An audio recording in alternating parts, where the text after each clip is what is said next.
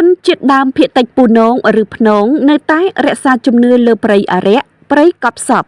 និងស្នើសុំឲ្យក្រសួងពាក់ព័ន្ធជួយអភិរក្សឲ្យនៅគង់វង្ស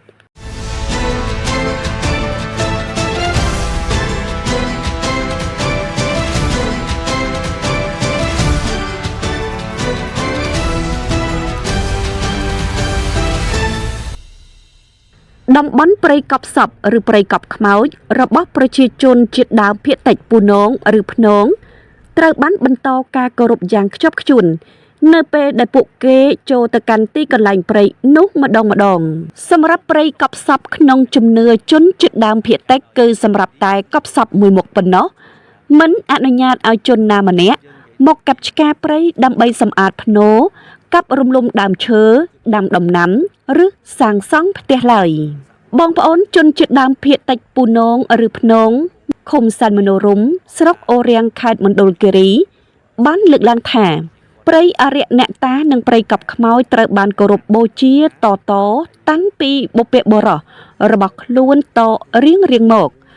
គណៈជនជាតិដើមភាគតិចពូនងក្នុងសហគមន៍ត្រូវបានចាត់ទុកជាតួអង្គដើរតួនាទីយ៉ាងសំខាន់ក្នុងការចូលរួមការពារនិងអភិរក្សធនធានធម្មជាតិជាក់ស្ដែងជនជាតិដើមភាគតិចពូនងនៅបន្តថែរក្សាអត្តសញ្ញាណបានយ៉ាងខ្ជាប់ខ្ជួនជាពិសេសការអភិរក្សភាសាជំនឿសិល្បៈនិងម្ហូបអាហារប្រចាំថ្ងៃជាដើមអ្នកភូមិនៅទីនេះភាគច្រើនកាន់សាសនាព្រះសែនដែលរួមមានការសែនព្រេនគោរពអរុក្ខអារក្សអ្នកតានិងប្រលឹងដូនតាជាដើមហើយមួយចំនួនតូចក៏មានអ្នកកាន់សាសនាព្រះពុទ្ធនិងគ្រឹះផងដែរការធ្វើស្រែចម្ការវិលជុំដាំដំឡូងនិងចិញ្ចឹមសត្វគឺជារបរស្នូលរបស់អ្នកភូមិពូដែលមានសមាជិកប្រមាណ140គ្រួសារឬស្មើនឹង443នាក់ជាមួយគ្នានេះដែរសហគមន៍ជនជាតិដើមភាគតិចពូនងក៏បានទទូចឲ្យក្រសួងពាក់ព័ន្ធជួយធ្វើការអភិរក្សនិងការពារទៅដល់ព្រៃអារក្សអ្នកតានិងព្រៃកប់ខ្មោចខណៈព្រៃដែលជាទីសក្ការៈនិងជំនឿរបស់គេកាន់តែរួមតូចទៅ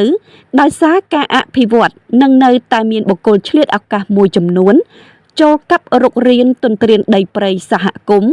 តំបន់ការពារធម្មជាតិនិងដីព្រៃក្នុងតំបន់ការពារធម្មជាតិយកមកធ្វើជាប្រយោជន៍ផ្ទាល់ខ្លួនបើតាមចាស់ទុំរបស់ជនជាតិដើមភាគតិចពូនងបានរៀបរាប់ថាព្រៃកប់សពរបស់ប្រជាជនជាតិដើមភាគតិចរបស់ពួកគាត់មានការគោរពយ៉ាងខ្ជាប់ខ្ជួនដោយមិនមានឲ្យបុគ្គលពីខាងក្រៅណាមួយមករំខានឬក៏ចូលរុករានព្រៃឈើនោះឡើយរាល់ពេលចូលព្រៃក្នុងតំបន់កប់ខ្មោចគឺត្រូវមានការបន់ស្រន់សុំសេចក្តីសុខបើមិនដូច្នោះទេនឹងត្រូវដូនតាប្រកាន់ទោសពៃដោយធ្វើឲ្យភូមិឋានឬក៏ប្រជាជននៅក្នុងសហគមន៍របស់លោកមិនមានសេចក្តីសុខនោះឡើយដោយសារមើលឃើញពីទូនីតិដ៏សំខាន់នេះរាជរដ្ឋាភិបាលកម្ពុជាដែលមានក្រសួងពាក់ព័ន្ធជាសេនាធិការបានសហការជាមួយអង្គការដៃគូក្នុងនោះក៏មានអង្គការសមាគមអភិរក្សសត្វព្រៃ WCS ក្នុងការចុះបញ្ជីបានកម្មសិទ្ធិដីធ្លីសហគមន៍ជនជាតិដើមភាគតិចនៃភូមិចំនួន16នៅក្នុងដែនជម្រកសត្វព្រៃកែវសីមាខេត្តមណ្ឌលគិរីយោងតាមរបាយការណ៍បានបង្ហាញថារហូតមកដល់បច្ចុប្បន្នមានភូមិចំនួន7បានទទួលបានកម្មសិទ្ធិដីធ្លីសមូហភាពសហគមន៍ហើយភូមិចំនួន9ទៀតកំពុងស្ថិតក្នុងដំណើរការចុះបញ្ជីដែលក្នុងនោះមានភូមិចំនួន7ស្ថិតនៅក្រោមវិធានការការពារបណ្ដោះអាសន្ន